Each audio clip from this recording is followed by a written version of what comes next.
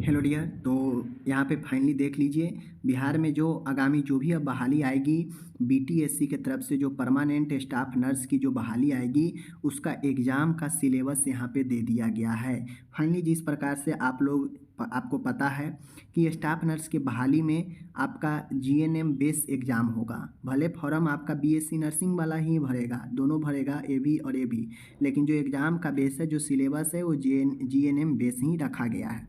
अब यहाँ पे आप लोग देख लीजिए कि जो सिलेबस है उसमें बेसिक साइन है, ठीक है, बेसिक साइंस है। अब बेसिक साइंस में आपका क्या आ जाएगा, एनाटोमी, फिजियोलॉजी, ठीक है, ह्यूमन बॉडी से रिलेटेड।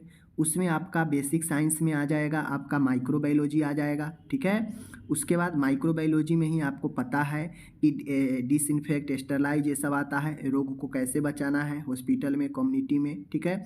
आप इस पे जो नमूना कलेक्शन करते हैं वेरियस जांच के लिए, वह कैसे करेंगे, क्या सावधानियां हैं, ठीक है। उसके बाद बेसिक साइंस में ही आप जो है read and interpret prescription, doctor का प्रिस्क्रिप्शन आप कैसे पढ़ेंगे, कैसे उसमें जो है अपना हस्तक्षेप करेंगे, दवाई में आप कैसे भूमिका निभाएंगे, ठीक है। तो ये सब बेसिक साइंस है। बेसिक साइंस में आपको बेसिक चीज़ें आपको पढ़ना है, ठीक है।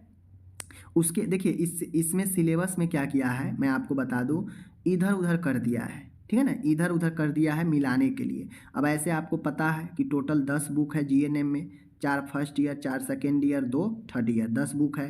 अब 10 बुक का दे देगा यहाँ पे, तो फिर वही चीज़ें है। आपको पता है कि फर्स्ट ईयर में भी कम्युनिटी है, थर्ड ईयर में भी कम्युनिटी है, पता है कि सेकेंड ईयर में मेडिकल सर्जिकल 1 और 2 है, तो अलग अलग है वहाँ पे डीपली पढ़ने के लिए। तो यहाँ पे मिला जुला के चीज़ें दे दिया गया है, समझ गए। तो बेसिक साइंस में नॉर्मली जो यहाँ पे कवर किया गया है, कुछ दवाई वगैरह के बारे में, माइक्रोबायोलॉजी, एनाटॉमी और फिजियोलॉजी, ठीक है, कुछ ड्रग्स वगैरह के बारे में बेसिक साइंस में दिए गए हैं, ओके। उसके बाद आपको पता है कि न्यूट्रिशन, पोषण और डाइट जो है, ठीक है ना, डाइट और आहार और जो पोषण है उसके बारे में एक प्रॉपर आपको कम्युनिटी हेल्थ में फर्स्ट ईयर में पढ़ना है जीएनएम में। तो यहाँ पे प्रॉपर न्यूट्रिशन और डाइट का एक टॉपिक ही दे दिया है, जहाँ से आपको विभिन्न प्रकार के आहार, किस बीमारी में कैसा आहार, ठीक है, उसका बॉडी पर कैसा इफेक्ट पड़ता है आहार का, तो ये सारे चीज़ जो है आपको पूछा गया है, ओके। तो ये चीज़ें हैं। अब इसी में आगे आइएगा तो आपको पता है साइकोलॉजी फर्स्ट ईयर में पढ़ना है, मेंटल हेल्थ नर्सिंग आपको कहाँ पढ़ना है, सेकेंड ईयर में, psychiatric nursing, mental health and psychiatric nursing आपको सेकेंड ईयर में पढ़ना है। और साइकोलॉजी इसी प्रकार का फर्स्ट ईयर में है बिहेवियर साइंस में, तो ये पढ़ना है, ठीक है। उसी प्रकार से हम आगे देखें तो फंडामेंटल ऑफ नर्सिंग है, जो फर्स्ट ईयर का अंग है, जिसमें विभिन्न प्रकार के first aid, nursing scope, nursing step, विभिन्न प्रकार के पोजीशन, ठीक है। तो ये सब जो है आपको पढ़ना है फंडामेंटल में। उसी प्रकार से कम्युनिटी हेल्थ नर्सिंग 2 पार्ट में है, फर्स्ट ईयर में फर्स्ट, थर्ड ईयर में सेकेंड। तो कम्युनिटी हेल्थ नर्सिंग सीधा कॉमन कर दिया है, जो आपके थर्ड ईयर और फर्स्ट ईयर दोनों से क्वेश्चन खींचेगा। तो कम्युनिटी हेल्थ से रिलेटेड जितने भी क्वेश्चन आपको हैं, सारे एपिडेमियोलॉजी वगैरह, वैक्सीन वगैरह, फैमिली प्लानिंग वगैरह, ठीक है, जितने भी आपके प्रोग्राम चल रहे हैं हेल्थ से रिलेटेड, वो सारे क्वेश्चन यहाँ से आएंगे, समझ गए। आप अपने कम्युनिटी में, कम्युनिटी हेल्थ से बहुत ज़्यादा क्वेश्चन पूछता है, तो अच्छे से कंप्लीट कीजिएगा, ठीक है ना। क्या बोलते हैं, हेल्थ एजुकेशन, उसका मेथड, ये सब पूछेगा आपको। उसके बाद मेडिकल सर्जिकल में जाइएगा तो मेडिकल सर्जिकल में भी आपको विभिन्न प्रकार के बीमारी, उसका बचाव, उसका प्रबंध, उसका कॉम्प्लिकेशन, ठीक है ना, उसमें ड्रेसिंग मेथड क्या है, सर्जरी प्रोसेस क्या है, कौन से दवाई, कौन सा एंटीबायोटिक, इमरजेंसी में क्या होगा, तमाम आपको जो है मेडिकल एंड सर्जिकल नर्सिंग में आपको क्वेश्चन पूछेगा। तो ये सारा टॉपिक आप जो है कवर कर लीजिएगा, ठीक है ना।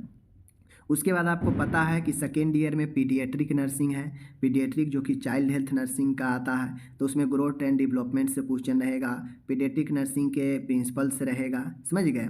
उसके बाद आपको विभिन्न प्रकार के जो आपका डिसऑर्डर होता है जन्मजात, उससे रिलेटेड क्वेश्चन रहेगा।